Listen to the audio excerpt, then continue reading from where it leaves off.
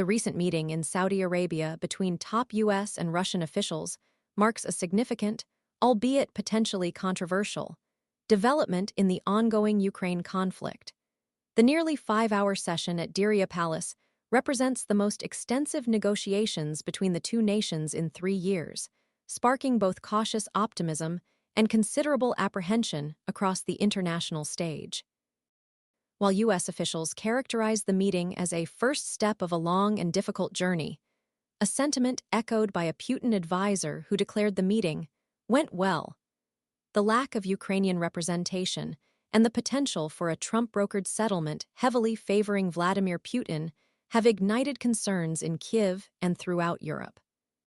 Senator Marco Rubio, a prominent figure in the discussions, emphasized the agreement to establish a high-level team dedicated to facilitating Ukrainian peace talks and fostering closer U.S.-Russia relations, encompassing economic cooperation. This represents a notable departure from the Biden administration's strategy of isolating Moscow, signaling a tectonic shift in Washington's approach to the Kremlin. Rubio stressed the paramount importance of achieving a resolution acceptable to all stakeholders, Ukraine, Europe, and Russia, underscoring that European allies were consulted on the matter. This consultation, however, did not extend to the inclusion of Ukrainian or European officials in the Riyadh meeting itself, a point of significant contention. Ukrainian authorities have openly expressed their discontent, explicitly stating they were not invited to the talks. President Volodymyr Zelenskyy unequivocally declared Ukraine's refusal to accept any peace agreement forged without Kyiv's direct participation. This assertion highlights the profound anxieties surrounding the potential for a negotiated settlement that could compromise Ukrainian sovereignty and territorial integrity.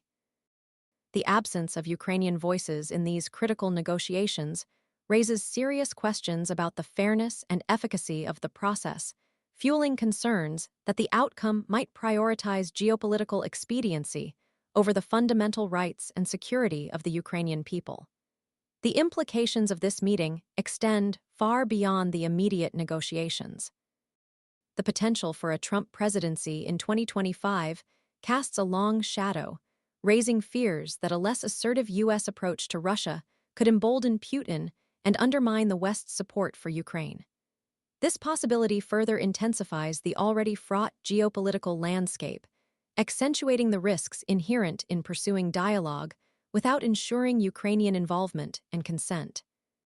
The meeting's success will ultimately hinge on its ability to translate diplomatic progress into tangible steps toward a just and sustainable peace that respects Ukraine's sovereignty and territorial integrity, a goal that remains far from certain given the current circumstances and the lack of Ukrainian representation at the negotiating table.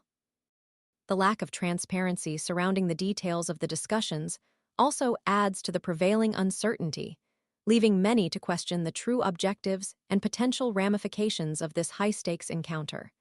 The coming months will be critical in determining whether this meeting serves as a genuine step toward resolving the conflict or merely represents a temporary shift in geopolitical strategy, potentially detrimental to Ukraine's interests.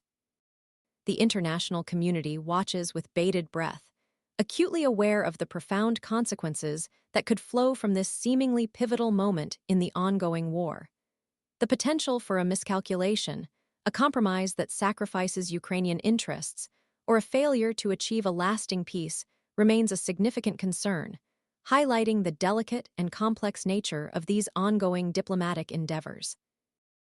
Ultimately, the success of these efforts will be measured not by the pronouncements made in Riyadh, but by the tangible benefits and security they deliver to the Ukrainian people.